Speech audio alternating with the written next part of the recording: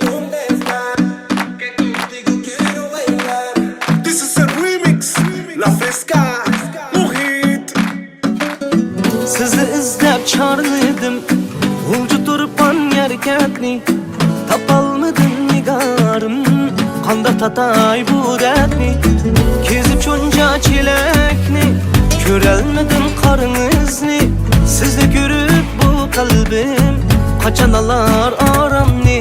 Nada siz, nada sizning va'dingiz, qo'shmaylik kal yarim, billa bulsun derdiniz. Nada siz, nada sizning va'dingiz, qo'shmaylik kal yarim, billa bulsun derdimiz.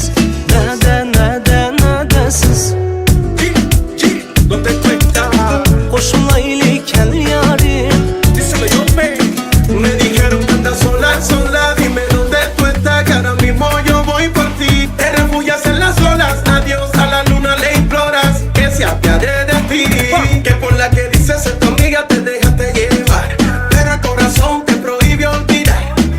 Conmigo te aprendiste a amar, démonos otra oportunidad. Por siempre juntos, ese es el punto. Mami, tú me gustas y yo te gusto. Yo no puedo estar lejos de ti más de un segundo, por eso te busco. De mi vida tú eres mi rumbo. Como miras, como besas, como me hace feliz. Te extraño, baby, nada así. Sanemos la herida que el dolor va y viene. Aquí me tienes, nada merci. İzlab oldim shaharga, darvish kabi cho'llarga, qo'yningizni bir kuni to'ldirman gullarga.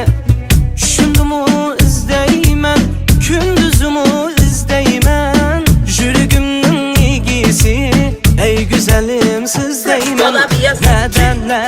¿Dónde tú estás? Nada sizning va'dingiz, qo'shmaylik kal yarim, billa bulsun derdiniz. Nada siz, nada sizning va'dingiz, qo'shmaylik kal yarim, billa bulsun derdimiz.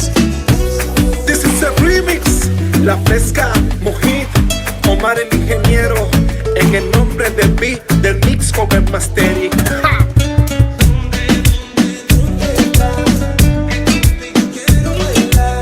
Otra más, deja que hable la música.